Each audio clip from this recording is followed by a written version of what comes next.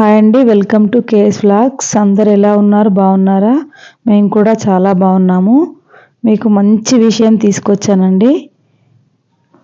అల్కాపురి టౌన్షిప్లో తులసిరామ్ బాగ్ temple ఉందండి. అందులో చాలా గుళ్ళు ఉన్నాయండి. అన్ని దేవుళ్ళు ఉంటారు. పురాతనమైన దేవాలయము. మర్రి చెట్టు చూడండి, మర్రి ఊడలతో ఇట్లా ఎంత పెద్దగా వచ్చి ఉందో. పాతకాలం నాటి గుడి అండి. 2 ఎకరాలలో ఈ గుళ్ళు ఉంటాయండి. చాలా బాగుంది. కోనేరు ఉంది. ఎంటర్ కాగానే కాలభైరవ స్వామి టెంపుల్ ఉంటుంది. అక్కడ దర్శనం చేసుకొని మర్రి చెట్టు కిందికి వెళ్ళి అక్కడ దీపం పెట్టుకునే వాళ్ళు దీపం పెట్టుకుంటారు.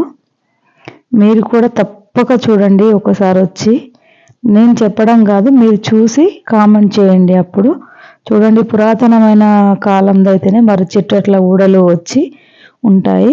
ఊడల మర్రి అంటారు. ఎంత బాగుందో చూడండి. ప్రశాంతమైన వాతావరణం. సిటీలోనే ఉన్నది కానీ పల్లెటూరు వాతావరణం ఉంది. పెద్ద పెద్ద చెట్లు, చాలా బాగుంది. చాలా మంచిగా అనిపిస్తుంది. మీరు కూడా చూడండి వచ్చి. ఎన్ని టెంపుల్స్ ఉన్నాయో చూడండి. అక్కడ 300 సంవత్సరాల కాలం నాటి దీపమట అండి అది. సరిగా వీడియో తీయొద్దన్నారని భయంతో తీశాను. అయ్యగారులు వీడియో తీయొద్దన్నారు. శివాలయంలో ఎటు చూసినా శివలింగంకు శివుడి మొహమే కనబడుతుందంట. అక్కడ అభిషేకం చేస్తారు. చాలా చాలా బాగుంటుంది. ఇక్కడ తుని అంటారు కదా, సాయిబాబా తుని అంటారు కదా. చూడండి దేవాలయం ఎంత పెద్దగా ఉన్నదో. ఇంకా కొత్త కన్స్ట్రక్షన్ కూడా అవుతుంది. చాలా గుళ్ళు ఉన్నాయి. మీరు కూడా చూడండి ఎలా ఉందో. దత్తాత్రేయ స్వామిది టెంపుల్ ఇది. శ్రీ దత్తాత్రేయ స్వామి గారి టెంపుల్. పక్కపక్కకే ఉంటాయి. చాలా బాగుంటాయి. గోమాతలు ఉంటవి. శ్రీరాముడి గుడి.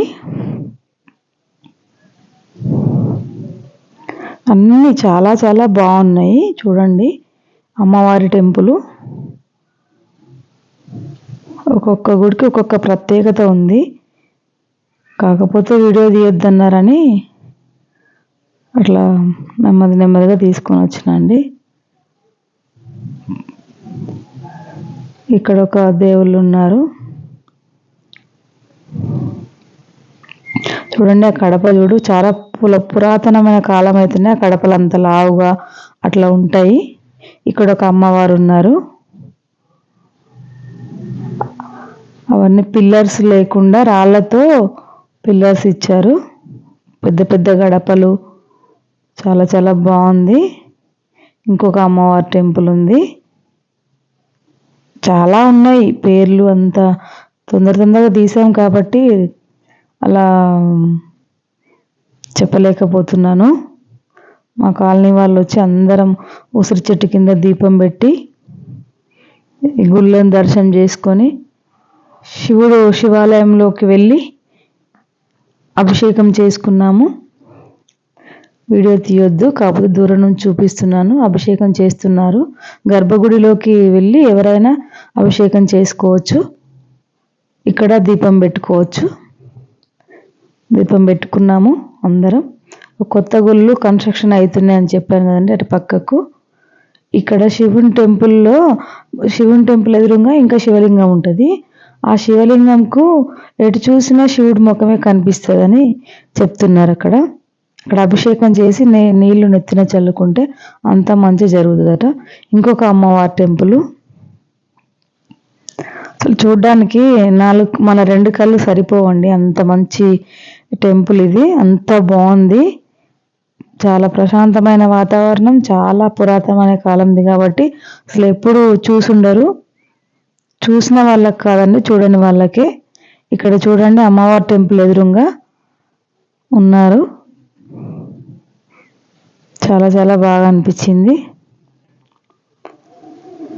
నవగ్రహాలు ఉన్నాయి. ఆంజనేయ స్వామి టెంపుల్ ఉన్నది. ఉసిరి చెట్టు కింద మా ఫ్రెండ్స్ అందరూ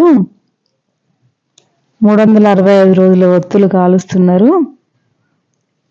ఎందుకంటే కొందరు టైం కుదరని వాళ్ళు, రోజు దీపం పెట్టుకునే వాళ్ళు అందరూ కలిసి ఈ కార్తీక పౌర్ణమి రోజు 365 ఒత్తులు ఒక్కొక్కరి పేరు మీద కాల్చుకుంటారు అన్నట్టు, వెలిగిస్తారు.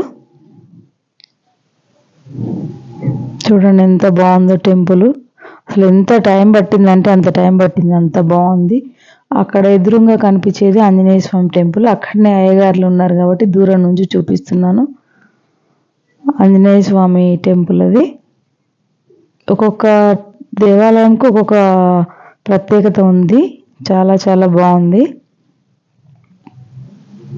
అక్కడ దర్శనం చేసుకున్నాక అందరం కూర్చొని అంత్యాక్షరి ఆడుకొని వనభోజనాలకు పోయినాము.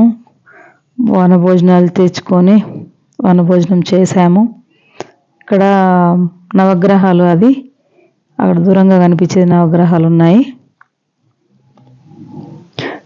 పాతకాలం నాటి కోనేరండి. గుడి కట్టినప్పుడు కట్టారంట. చూడండి ఎంత బాగుందో. చుట్టూ పచ్చదనం, మంచిగా చెట్లు, చాలా చాలా బాగున్నది.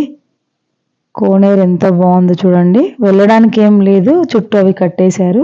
దూరం నుంచి చూడడమే. నిండుగా నీళ్లున్నాయి, పచ్చగా ఉన్నాయి, ఆకుపచ్చ రంగులో ఉన్నాయి మొత్తం లోపల. ఎంత బాగుందో చూడండి.